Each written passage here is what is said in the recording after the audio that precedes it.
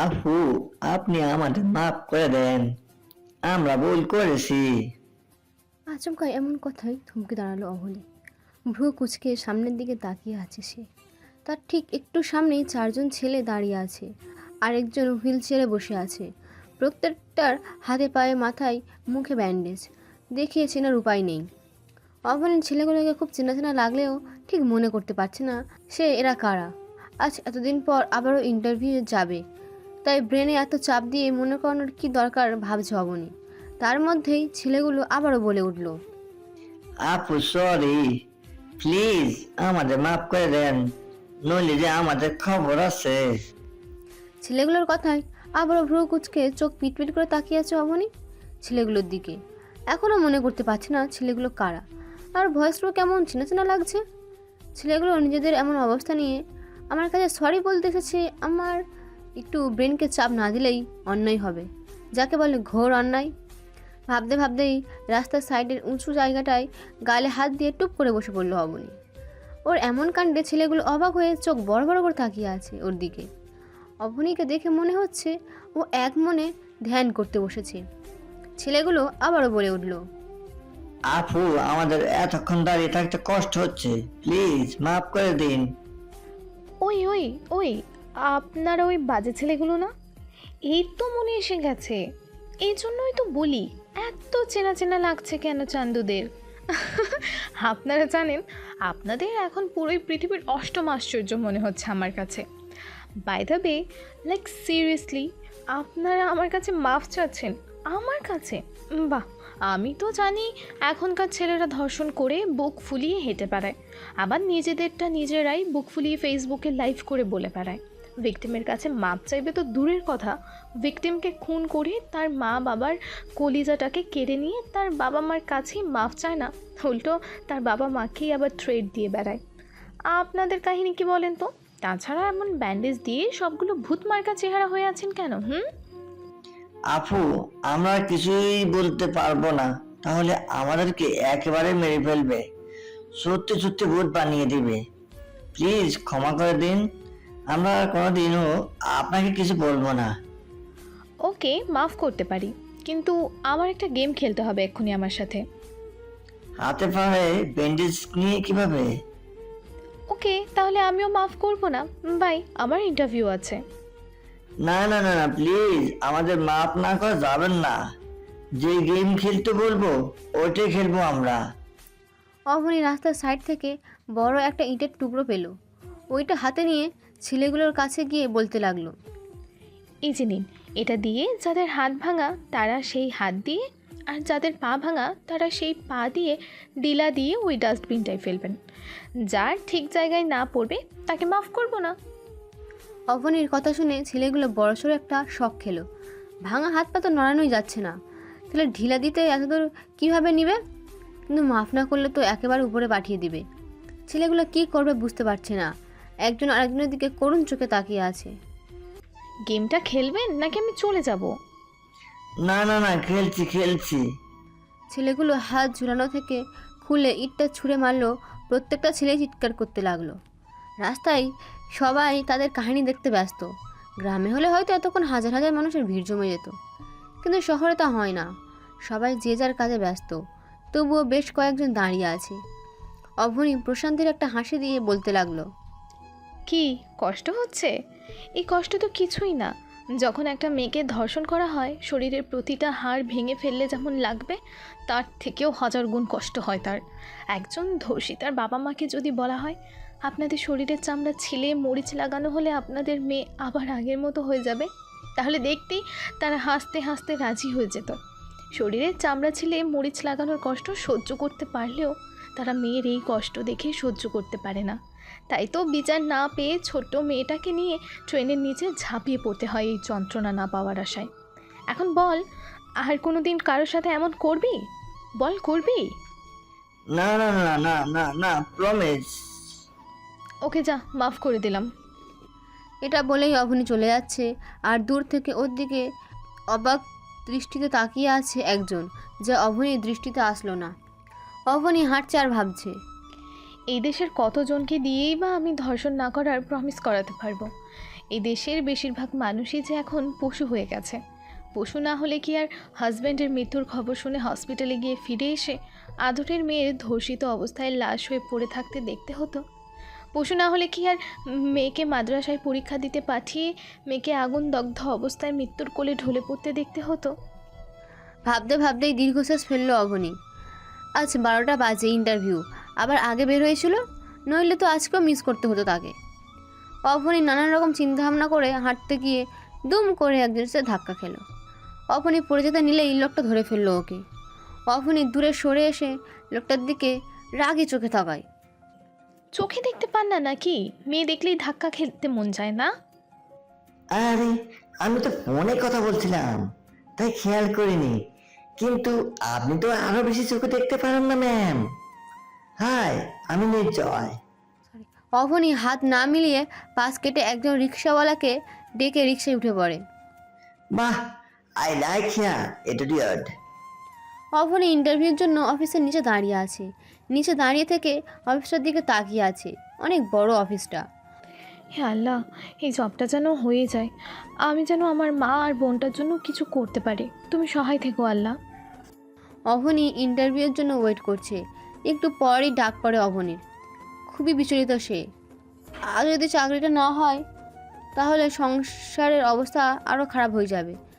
যে কীভাবে তাকাবে তার মায়ের দিকে। অবনী ইন্টারভিউ রুমে গিয়ে অবাক হয়ে গেছে, কারণ ওইখানে ওই মধ্যবয়স্ক লোকটা দাঁড়িয়ে আছে। তার একটু সামনেই একজন মহিলা বসে আছে। অবনীকে দেখেই লোকটা বলল, আরে মামুনি, তুমি সেদিন কোথায় চলে গিয়েছিলে? আমি তোমাকে কত খুঁজলাম, পাইনি। আঙ্কেল, বাসায় চলে গিয়েছিলাম। নীলিমা, এ হচ্ছে সেই মেয়েটা যে আমাকে সেদিন হাসপাতালে নিয়ে গিয়েছিল। আসসালামু আলাইকুম আন্টি। ওয়ালাইকুম আসসালাম। কেমন আছো মামুনি? জানো, তোমার কথা নিহাল আমাকে কতবার বলেছে এই পর্যন্ত। হো, আসলে সেদিন কাজ ছিল, তাছাড়া আঙ্কেল বলেছিল ওনার ছেলে চলে আসবে, তাই চলে গিয়েছিলাম। ওকে ওকে, বসো। আমি আসলে ইন্টারভিউ নিতে এসেছিলাম। এটা হচ্ছে আমার মিসেস, তো ওর সাথেই একটু কথা বলতে এসেছিলাম। ভাগ্যিস এসেছিলাম, নইলে তো তোমার সাথে দেখাই হতো না। অবনী কিছু বলল না, মুচকি একটা হাসি দিয়ে বসে পড়ল। তোমার ইন্টারভিউ লাগবে না মামুনি, তোমার চাকরি কনফার্ম। না আন্টি, আমি এইভাবে চাকরিটা নিতে চাই না। আমি নিজের যোগ্যতাতেই চাকরিটা পেতে চাই। তাছাড়া আমি এইচএসসি পরীক্ষা দিয়েছি, আপনাদেরও আমাকে যাচাই করা উচিত স্যার ম্যাম। এই মেয়ে স্যার ম্যাম বলছো কেন? আঙ্কেল বা আন্টি বলবা, নয়তো মামুনি পাপ্পা। ওকে, তুমি যা বলো তাই হবে। ইন্টারভিউ নেওয়া হবে। অবনী ইন্টারভিউ নেওয়া হলো, চাকরিটাও হয়ে গেল। অবনী খুশি দেখে ওকে বলা হয়েছে কাল সকাল থেকে জয়েন করতে। নীলিমার পিএ চাকরি পেয়েছে অবনী। গাড়িতে উঠে ভাবছে অবনী, লোক দুইটা খুবই ভালো। এমন মানুষ ও আছে এখনও? আছেই তো, যেমন নিহাল নীলিমা। কেই দেখে আসলো সে। বড়লোক হয়েও কোনো অহংকার নেই। এমন খুশির একটা খবরে খালি হাতে যায় কীভাবে বাসায়? অবনী গাড়ি থামিয়ে দোকান থেকে 1 কেজি মিষ্টি কিনে নিল। আজকে চাকরিটা পেয়ে খুশি সে। হয়তো আবারও সময়টা পাল্টে যাবে, বা দুমুঠো ভাতের জন্য আর চিন্তা করতে হবে না সেই আশায়। আজ অফিসের প্রথম দিন অবনীর।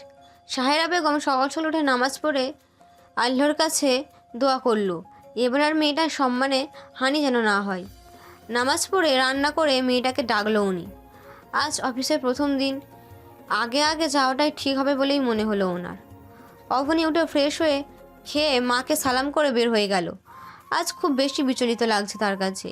কে জানে কলিগরা কেমন হবে, কে জানে আবারও কেউ হান্নার মতো ঝাঁপিয়ে পড়তে চায় কি না। সময়ের প্রায় অনেকটা আগেই এসে গেছে অবনী। তেমন কেউ আসেনি।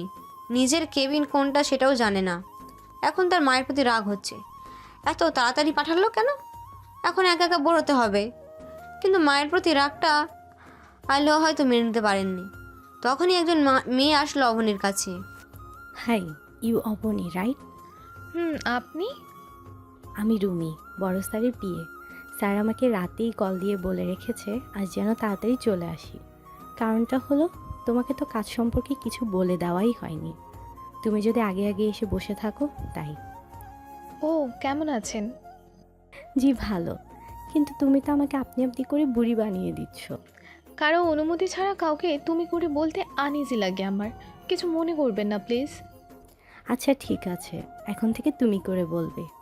চলো কাজ দেখিয়ে দিই তোমায়। ওকে। রুমি অবনীকে ওর কেবিন দেখিয়ে দিয়ে কাজগুলো বুঝিয়ে দিল। অবনীও ভালো স্টুডেন্ট হওয়ায় অল্পতেই কাজগুলো বুঝে ফেললো। তুমি কি জানো তুমি খুব কিউট একটা মেয়ে? তুমিও খুব সুন্দর আপু। আজ প্রথম দিন হওয়ায় তেমন কোনো কাজ ছিল না অবনীর। নিহাল আর নীলিমা এসে সবার সাথে পরিচয় করিয়ে দিল অবনীকে। সবাইকে খুবই ভালো লেগেছে অবনীর কাছে। ছেলেগুলোকেও ভালোই মনে হচ্ছে, কিন্তু কে জানে কার মনে কি আছে। সুযোগ পেলে ছেলেগুলো যে নিজের আসল রূপ না দেখায়। অবনীকে পরিচয় করিয়ে দেওয়ার পর নিহাল আর নীলিমা সবাইকে ইনভাইট করলো আগামীকাল ওদের ছোট ছেলের জন্মদিনের পার্টিতে। জন্মদিনের পার্টির কথা শুনেই অবনী চিন্তায় পড়ে গেল। কিছু তো গিফট দেওয়া লাগবে, তাও আবার এত বড়লোকের ছেলে কম দামি উপহার দিলে যদি সবার সামনে অপমান করে, তাহলে ও কী করবে? নতুন চাকরিতে জয়েন করেছে, যদি ওদের ইনভাইট ফিরিয়ে দিয়ে না যায় তাহলে তো রাগ করতে পারে। কি করবে এখন সে? নিজের কেবিনে বসে এক মনে কথাগুলো ভাবছিল অবনী। তখনই ওর কেবিনে ঢুকলো নিহাল আর নীলিমা। কি ব্যাপার, কি ভাবা হচ্ছে এত মাথা নিচু করে? তেমন কিছুই না স্যার, ওই একটু মাথা ব্যথা হচ্ছে। কি বলো মাথা ব্যথা হচ্ছে? কি বলো মাথা ব্যথা হচ্ছে? আগে বলোনি কেন? যাও যাও, এখনই বাসায় চলে যাও, গিয়ে রেস্ট নাও। না আঙ্কেল, আমি ঠিক আছি। প্রথম দিনই এভাবে চলে যেতে পারবো না। চুপ, একদম চুপ। তোমার সাহস তো কম না, মুখে মুখে কথা বলো। যাও বাসায় গিয়ে রেস্ট নাও। Okay ma'am. শোনো, কালকে সকালে তোমাদের বাসার সামনে গাড়ি চলে যাবে, তুমি সকালেই চলে আসবে। এটা নিয়ে একটা কথাও বলবা না তুমি। শুধু আমার পিয়ে না, আমার মেয়ের মতো, তাই আমি যা বললাম তাই হবে। সকালে আসার কথা শুনে অবনী আরও চিন্তায় পড়ে গেল। তবুও কিছু না বলে মুচকি হাসলো শুধু। ঠিক আছে, বাসায় যাও এখন। অবনী নিজের হ্যান্ডব্যাগটা নিয়ে ওদের সালাম নিয়ে সামনে এগোতে লাগলো। তখন পিছন থেকে কেউ একজন ডাকে ফিরে তাকালো সে। শোনো মেয়ে, জি স্যার। এক থাপ্পড় দিয়ে সবগুলো দাঁত ফেলে দেবো, পচা মেয়ে। নিহালের কথা শুনে অবনী দুহাত গালের মধ্যে চেপে ধরলো। মার খেয়ে অভ্যস্ত নয় অবনী, ছোটবেলা থেকেই মারকে খুব ভয় পায় সে। অবনী কাঁদো কাঁদো মুখ করে বলল। স্যার কি করেছি আমি? অবনীর এমন চেহারা দেখে নিহালের খুব হাসি পাচ্ছে। তবুও হাসিকে যত সম্ভব চেপে রাখার চেষ্টা করে রাগি রাগি ভাব নিয়ে বলল। তুমি খুব পচা হয়ে যাচ্ছ মামুনি। নিহালের কথা শুনে অবনীর বাবার কথা মনে পড়ে গেল। ছোটবেলাও যখন অবনী অন্যায় করতো তখন ওর মাকে ওর বাবা কিছু বলতে দিত না, কিন্তু সে নিজেই অবনীকে কাছ টেনে নিয়ে বলতো। তুমি মার খাবা অবনী। অবনী তখন ঠিক এইভাবেই গাল দুটো চেপে ধরে কাঁদো কাঁদো মুখ করে দাঁড়িয়ে থাকতো, আর ওর বাবা বলতো, তুমি খুব পচা হয়ে যাচ্ছ অবনী। অবনীর বাবা আর কথা মনে হতেই চোখ দিয়ে টপ টপ করে পানি পড়তে লাগলো। তা দেখে নিহাল আর নীলিমা অস্থির হয়ে গেল। কি হচ্ছে মামুনি? আরে বোকামে, তুমি এভাবে কাঁদছো কেন? প্লিজ ডোন্ট ক্রাই মামুনি, আমি তোমাকে হার্ট করতে চাইনি। ভালো হয়েছে, তুমি মেয়েটাকে এভাবে বললে কেন? ভালোভাবেই বললে হতো। আমাদের যেন স্যার ম্যাম না বলে আমরা ওর মামুনি পাপার মতো। প্লিজ মামুনি, কান্না করো না। অবনী অবাক চোখে তাকিয়ে আছে ওদের দিকে। কেউ এতটা ভালো হয়? অবনী চোখ মুছে মুচকি হাসি দিয়ে বলল। আঙ্কেল আমি কাঁদছি না তো, দেখো আমি তোমার কথায় একটু হার্ট হইনি। আসলে আমার বাবার কথা মনে পড়ে গেল খুব। আমার বাবাও না তোমার মতো করেই শাসন করতো আমায়। তা এখন বড় হয়ে গেছো বলে বাবা আর শাসন করে না বুঝি পাগলি? আমার বাবা মারা গেছে 2.5 মাস আগে আন্টি। বাবা মারা যাওয়ার কথা শুনে নীলিমার মনও খারাপ হয়ে গেল। তবুও মন খারাপটাকে দমিয়ে রেখে নিহাল আবারও রাগি রাগি ভাব নিয়ে বলল। আমি তোমার কি হই অবনী? আঙ্কেল আবার মার দিব নাকি? নিহালের কথা শুনে খিলখিল করে হেসে উঠল অবনী। বাবা মারা যাওয়ার পর আজই সে প্রথম এমনভাবে মন খুলে হাসছে। হাসবেই তো, আজ আরেকটা বাবা পেয়েছে যে সে। কতজনই বা ভাগ্যে আছে এমন বাবা পাওয়ার। অবনীকে নিহাল নীলিমা দুজনেই জড়িয়ে ধরলো। অবনীও খুব শক্ত করে জড়িয়ে ধরলো ওদের, আর মনে মনে ভাবছে, সত্যি সব ছেলে এক হয় না। কই এই লোকটাও তো পুরুষ, তবুও এই লোকটাকে জড়িয়ে ধরে সে বাবা স্নেহ পাচ্ছে। খুব কি খারাপ হয়? এদের মতো পুরুষ হলে? এখন থেকে আমাকে মামুনি আর নিহালকে বাবা বলে ডাকবে তুমি, মনে থাকবে? অবনী মুচকি হেসে বলল, আচ্ছা। হয়েছে হয়েছে, এবার মেয়েটাকে বাসে যেতে দাও। মেয়েটার মাথা ব্যথা ভুলে গেলে নাকি তুমি? অবনী ওদের থেকে বিদায় নিয়ে বাসার উদ্দেশ্যে বেরিয়ে গেল। আজ তার মনটা খুব ফুরফুরে লাগছে। এমন বাবা মায়ের মতো স্যার ম্যাম কয়জনই বা পায়। ভাগ্যিস এই জবটা ছেড়ে দিয়েছিল, নয়তো এতদিন হয়তো নিজের সম্মানটাকে হারিয়ে বসে থাকতে হতো। তাছাড়া রক্তের সম্পর্ক হয়েও তো ওর চাচা চাচি বিশ্বাসঘাতকতা করলো।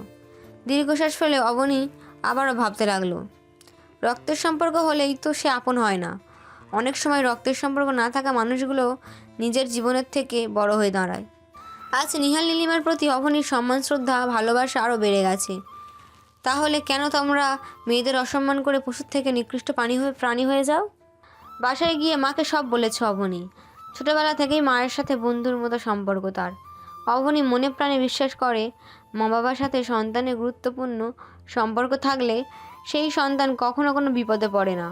পার্টিতে কি পড়ে যাবে সেটা খুঁজে পাচ্ছিল না অবনী। এত বড় লোকের পার্টিতে পুরনো জামা পড়ে গেলে কি হয়? এত বড় চিন্তাটার সমাধান ওর মা নিজেই সহজেই মিটিয়ে দিল।